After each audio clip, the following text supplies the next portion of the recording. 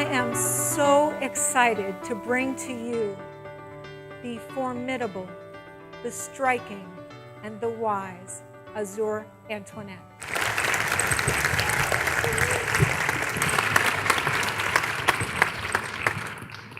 Good morning. How's everybody doing? Wow, this filled up. This is nice. I'm from Los Angeles, California, and this is, I think, my 5th time in Colorado this year. Every time altitude sick, which is less than fun. I'm not having the best time with that. I'm better now though. Now I just come like 5 days in advance. My agent was like, "Why are you going so early?" I'm like, "Don't worry about it. And I'll thank you to stay out of my personal affairs." So I had the pleasure of meeting Sue at Emerging Women last October. Okay, and there we are. There we are in the back. It's good. And so she was really sweet. She said something super understated, like, "I think I just fell in love with Azure Antoinette on Twitter after my performance." And I was like, okay, subtle, I love it. Yeah, I like that. So we started talking over Twitter, and one thing led to another, which brought me here. And I am a commissioned poet full-time, so I travel around the country working with different brands and helping companies like share their message and try to connect back to a human space.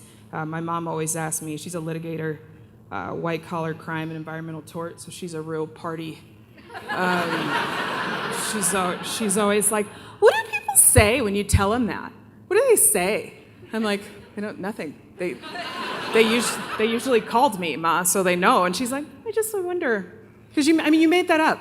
You made it up entirely. I'm like, yeah. You said reach for the stars, so I did it. And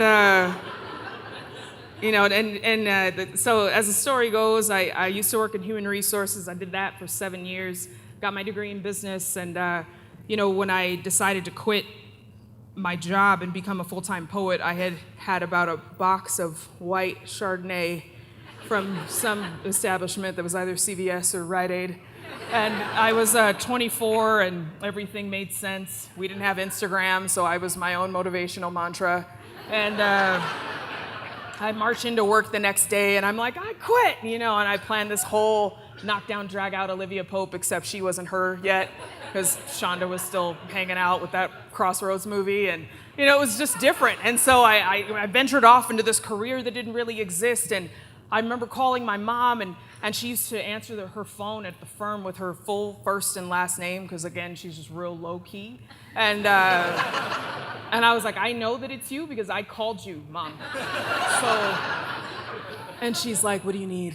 And I'm like, I just wanted to tell you that I quit my job. And she was like, great, when do you start your next one?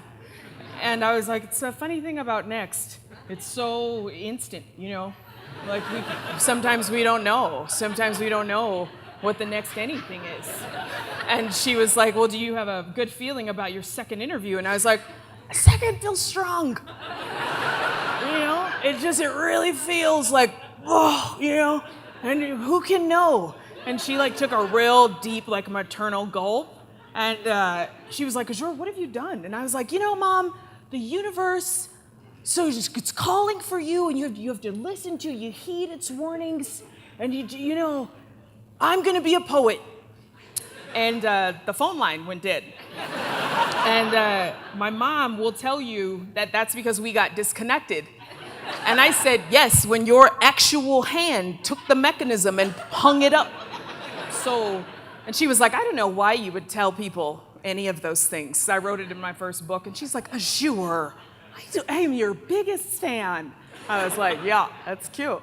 That's really sweet. If she were here right now, she would have been up on stage, pleading her entire case. That's why I don't take her on the road with me, because she doesn't have any boundaries. So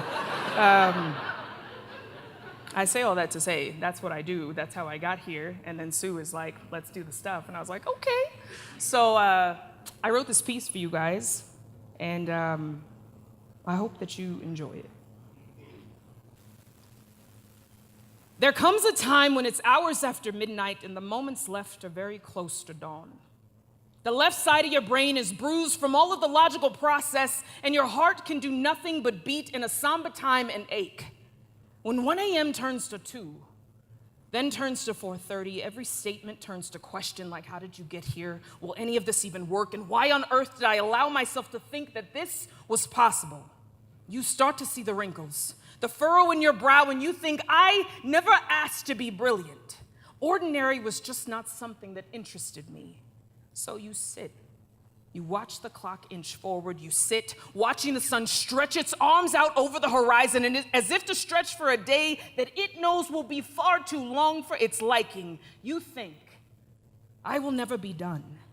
Changing this world is thankless, and some days I think I just really need a pat on the back. Because yesterday, every mistake I've ever made was called into question, and yesterday I allowed someone else's misplaced judgment of me to be in the quest of allowing me to doubt every part of myself that I know to be absolute. So this dawn, I'm pacing my hallway. This dawn, I'm banging my head against the wall. This dawn, I'm beating my chest just to make sure that my lion heart still has the guts to roar, because this flower child turned dynamo, turned whistleblow, she knows that the sun probably thinks that it never gets enough rest. And the sun probably thinks that it got the short end of the stick, because people always seem to quote the moon and the stars when they're inspired and when they're in love. But if the sun, which is now overhead, full of smile and ray and greenhouse gases, can shine every single day, even when the cumulus and the nimbus and the stratus don't want it to be seen, then you fire-breathing dynamo, will forget the sleep today.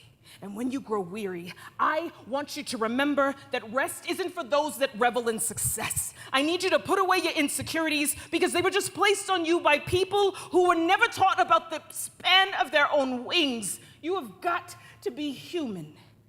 You have to claim your mistakes, acknowledge your faults, and say thank you for any single compliment coming your way. You've got to promise me something. No matter what, you're never going to shirk. You will not dodge, you will only amplify, because you can do this. Even when the startup means start over, you must merge lanes. You must follow your clandestine right in the hand that ushers acquisition and escrow. You not only stay off the course, completely out of your lane, you have to continue to defy the laws of accelerant, because brilliance could never be contained, and no one in their right mind would be foolish enough to bottle a shooting star. So you go. You promise me. You sprint.